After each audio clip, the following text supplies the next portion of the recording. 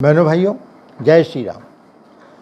मैंने पिछले वीडियो में आपसे चर्चा की थी कि कौन सा रत्न पहने। इस संबंध में चर्चा करते समय मैंने आपसे कहा था कि मैं अगला वीडियो ख़ास तौर से जो 9 महारत्न हैं उनके बारे में एक संक्षिप्त परिचय, उनको धारण करने की विधि, उनसे लाभ आदि के बारे में चर्चा करूँगा। स्वास्थ्य के खराब होने से मैं थोड़े समय आपको देर हो गई मुझे, तो आज हम रत्न के बारे में चर्चा कर रहे हैं। माणिक्य, मोती और मूंगा।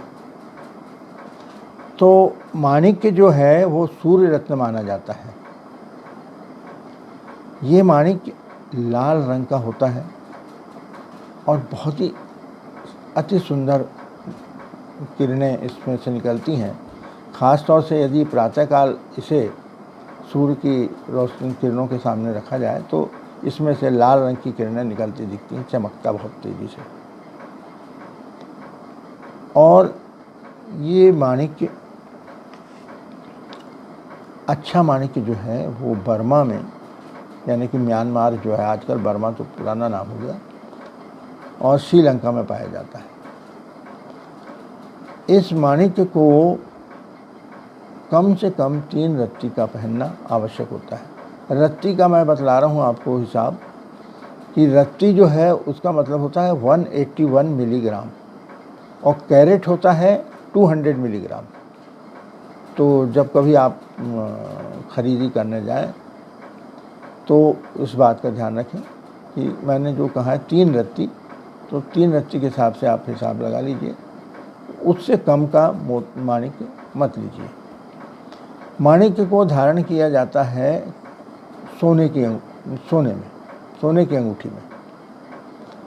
सोने की अंगूठी में इसलिए क्योंकि सोना जो है वो सूर्य की धातु मानी जाती है और इसे रविवार के दिन धारण करना होता है, क्योंकि रविवार सूर्य का वार है। तो आप इसको शनिवार को ले आइए, इसको कच्चे दूध में धो लीजिए, रख दीजिए रात को शनिवार को, और सुबह उसको गंगा जल से स्नान कराकर उसमें हल्दी, चंदन, कुमकुम, तो उसको आगे करके अगरबत्ती, दीपक जला ली। और मैं आपको हज़ारों की संख्या में तो मंत्र जाप करने का नहीं कहूँगा, जबकि शास्त्रों में तो हज़ारों की संख्या में अलग अलग ग्रहों के लिए अलग अलग संख्या दी गई है। तो कम से कम आप 108 बार, यानी एक माला का जप जरूर कर लीजिए। ओम घृणी सूर्याय नमः, इस मंत्र का ही एक माला करने के बाद आप इसे रिंग फिंगर में धारण कर सकते हैं। अब इसे कौन लोग धारण कर सकते हैं? मेष लग्न वाले, सिंह लग्न वाले और धनु लग्न वाले।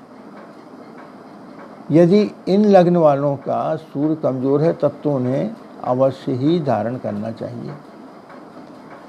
इसको धारण करने से उनको अच्छे स्वास्थ्य की प्राप्ति होगी, राज्य कृपा प्राप्त होगी।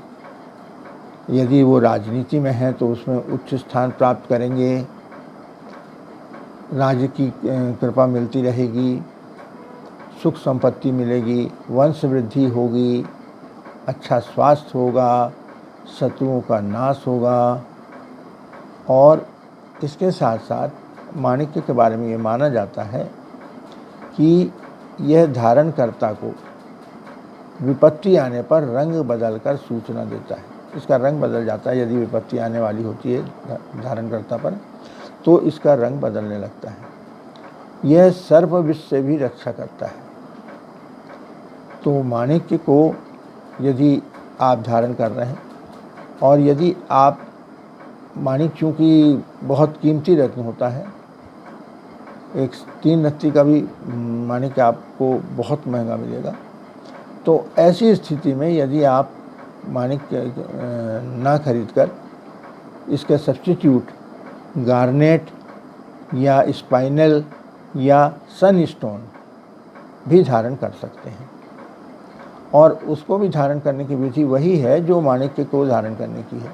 उसे भी सोने की अंगूठी में ही आपको बनाना है और अपनी रिंग फिंगर में पहनना है। रिंग फिंगर यानी अनामिका उंगली में। अनामिका उंगली इसलिए बोल रहा हूँ क्योंकि उसके नीचे सूर्य पर्वत होता है। तो ये तो हुआ आपको माणिक्य के बारे में, मैंने आपको बताया। अब हम जानेंगे मोती के बारे में। मोती भी बहुत कीमती रत्न नहीं है, लेकिन यदि मान लीजिए आप मोती के बदले और कोई कुछ सब्स्टिट्यूट पहनना चाहें तो वैसा ही एक सुंदर रत्न और मिलता है, चंद्रकांत मणि, यानी कि मून स्टोन। मून स्टोन भी आप मोती के बदले में पहन सकते हैं और यह भी वैसा ही फल देता है जैसा मोती देता है। इसको पहनने से आपको लक्ष्मी की कृपा प्राप्त होगी। और लक्ष्मी की कृपा कौन नहीं प्राप्त करना चाहता, हर कोई चाहता है कि उसके पास लक्ष्मी जी की कृपा बनी रहे। मानसिक सुख शांति की मिलेगी, आपको मानसिक सुख शांति की प्राप्ति होगी। आपको संतान का सुख प्राप्त होगा, आपकी वंश वृद्धि होगी। इसके साथ साथ आपको धर्म कर्म में रुचि बढ़ेगी। यदि आप कलाकार हैं या आप साहित्यकार हैं तो आपकी जो कला है या जो सृजन क्षमता है उसमें भी आपको ये लाभ पहुंचाएगा। यदि आप किसी प्रकार की भी कला में पारंगत हैं या आप कोई कथा कहानी लिखते हैं, लेख लिखते हैं, उसमें भी आपको ये मोती लाभ पहुंचाएगा। तो मैंने आपको बता दिया कि ये मोती जो है आपको कम से कम 3 रत्ती, 4 रत्ती, 6 रत्ती, 11 रत्ती का पहनना चाहिए। उसी के अनुरूप आप मून स्टोन को खरीदिए। आप इसको धारण करने की विधि है कि आप इसे रविवार को लाकर सोमवार की सुबह सूर्योदय से 1 घंटे के बीच में, जैसे मान लीजिए सूर्योदय 5 बजे हो रहा है तो 5 बजे से लेकर 6 बजे के बीच में आपको इसको धारण करना है। विधि वही है जो माणिक के बारे में बताया था, लेकिन इसको मंत्र इसके लिए मंत्र है ओम सोम सोमाय नमः। इस मंत्र की एक माला अर्थात 108 बार करने के बाद इसे भी आप चांदी की अंगूठी में बनवाकर धारण करेंगे, अपनी रिंग फिंगर में। चांदी की इसलिए क्योंकि चांदी जो है वो चंद्रमा की धातु मानी जाती है। जैसे सोना जो है वो सूर्य की धातु है, चंद्रमा की धातु चांदी होती है। तो इसे आप धारण कर लीजिए। अब ये अच्छा मोती जो है वो बसरा का मोती माना जाता है, यानी फारस की खाड़ी में मिलने वाला मोती को सबसे अच्छा मोती माना जाता है। लेकिन तमिलनाडु में प्राप्त होने वाला मोती किसी मायने में कम नहीं है। और वैसे तो मैक्सिको में भी मिलता है, वेनेजुएला में भी, ऑस्ट्रेलिया में भी मिलता है, लेकिन आपको तमिलनाडु का मोती आसानी से उपलब्ध हो जाता है। अब हम देखेंगे मूंगा के बारे में। मूंगा जो है वो मंगल का रत्न माना जाता है और मंगल को बलवान करने के लिए इसे धारण किया जाता है। माफ़ कीजिए, मैंने आपको शायद मोती के बारे में ये नहीं बताया कि मोती किसे धारण करना चाहिए। सबसे पहली बात तो यह है कि कर्क राशि जो है वो चंद्रमा की राशि मानी जाती है। तो कर्क लग्न वालों को तो धारण करना ही चाहिए। इसके साथ साथ वृश्चिक या मीन लग्न वाले भी इसे धारण करेंगे तो उनको वही फायदा होगा, वंश वृद्धि होगी और सुख शांति, मानसिक शांति सबसे ज़्यादा प्राप्त होगी। अब मैं मोती के बारे में बताना आपको भूल गया था, इसलिए मैं मूंगा पे फिर आता हूँ। तो मूंगा किसे धारण करना चाहिए? मूंगा धारण करना चाहिए मेष और वृश्चिक लग्न वालों को। मेष और वृश्चिक जो राशि हैं वो मंगल की राशि मानी जाती है। इसके साथ साथ कर्क और सिंह लग्न, इन लग्न वालों को लिए मंगल जो है वो योग कारक ग्रह माना जाता है। वो उनको नुकसान नहीं, लाभ पहुंचाता है। योग कारक क्यों कहा जाता है? क्योंकि यह केंद्र और त्रिकोण दोनों का स्वामी बनकर उसमें रहता है। तो यहाँ पर भी कर्क और वृश्चिक लगन वाले, कर्क और सिंह लगन वाले, मेष और वृश्चिक लगन वाले और धनु लगन वाले, इनको मूंगा धारण ये लोग कर सकते हैं। यदि आपको मंगल पीड़ित हो या पीड़ित ना भी हो तो भी इन लगन वालों को मूंगा धारण करना ही चाहिए, ख़ास तौर से मेष और वृश्चिक लगन वालों को। अब मूंगा आपको क्या करेगा? मूंगा आपको अच्छा स्वास्थ्य देगा, साहस देगा, निर्भीक बनाएगा, आपको राज्य कृपा देगा, भूमि का लाभ कराएगा, वाहन का लाभ कराएगा, माता से सुख प्राप्त होगा आपको, और आपके आलस्य को दूर करेगा। जिस प्रकार से माणिक्य विपत्ति आने की सूचना देता है, उसी तरह से मूंगा जो है आपके आने वाली बीमारी की सूचना देता है, वो भी रंग बदल कर। आपके स्वास्थ्य को बिगड़ने की अगर संभावना होगी तो वो आपको पहले से सूचित करता है, ऐसा माना जाता है। अब मंगल को धारण करने की विधि जो है, मंगल चूँकि मूंगा जो है वो एक बहुत कीमती रत्न नहीं है, तो इसलिए मैं इसका सब्स्टिट्यूट नहीं बता रहा हूँ आपको मूंगा ही धारण करना चाहिए। और ये अलग अलग रंगों में प्राप्त होता है, लाल रंग में मिलता है, केसरिया में मिलता है, नारंगी में मिलता है, ये भगवा कलर जैसे मैंने जो अभी पहना हुआ है उस कलर का भी प्राप्त होता है, सफ़ेद रंग का भी मिलता है और काले रंग का भी मिलता है। और इस रत्न को आपको मंगलवार को धारण करना है। तो वैसे ही करिए, जैसे एक दिन पहले ले आइए, रात को आप उस कच्चे दूध में या गंगा जल में रख दीजिए, दूसरे दिन पूजा करके, और एक माला यानी 108 बार ओम अम अंगारकाय नमः की जपने के बाद इसे भी चांदी की अंगूठी में आप अपनी अनामिका उंगली यानी कि रिंग फिंगर में धारण कर सकते हैं। और यदि आप सर्जन हैं, चिकित्सक हैं, शल्य चिकित्सक हैं, या योद्धा हैं, सैनिक हैं, पुलिस में हैं, तो आपको ये मूंगा और भी लाभ पहुंचाने वाला सिद्ध होगा। ये इसके साथ साथ ये आपके शत्रुओं का नाश करेगा, भूत प्रेत आदि जो नकारात्मक चीज़ें होती हैं उनसे आपकी रक्षा करेगा।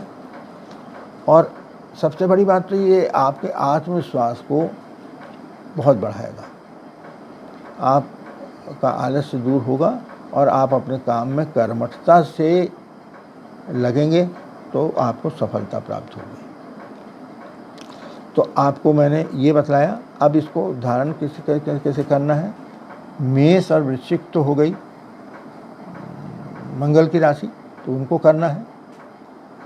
कर्क और सिंह के बारे में आपको मैंने बता ही दिया था, ये है। और धनु लग्न वालों इनको धारण करना चाहिए। और एक बात का आप ध्यान रखिए कि जब कभी भी आप चाहे माणिक पहन रहे हो, चाहे मूंगा पहन रहे हो, चाहे मोती पहन रहे हो, आपको इनके साथ साथ दूसरी किसी भी उंगली में, दूसरे हाथ की उंगली में भी नहीं पहनिएगा। नहीं तो आप सोचें कि इस हाथ में नहीं है, चलो इस हाथ में हम पहन लेते हैं, तो आप ऐसा भी मत करिए। कि कौन से रत्न नहीं पहनने हैं ये आपको मैं ज़रूर बताना चाहता हूँ। ये हैं हीरा, नीलम, गोमेद और वैदूर्य रत्न। वैदूर्य रत्न यानी लहसुनिया, जिसे कैट्स आई स्टोन कहते हैं, बिल्ली की आँख जैसा उसमें चमक आती है। तो इन 4 रत्नों को आप इन माणिक, मोती और मूंगा के साथ कदापि ना पहने, अन्यथा लाभ के विपरीत आपको हानि होगी। हाँ, आप चाहें तो मोती के साथ मूंगा पहन सकते हैं, माणिक के साथ में आप मोती पहन सकते हैं, क्योंकि ये तीनों आपस में मित्र हैं। शुक्र चूँकि हीरा के लिए है, हीरा जो है शुक्र रत्न माना जाता है।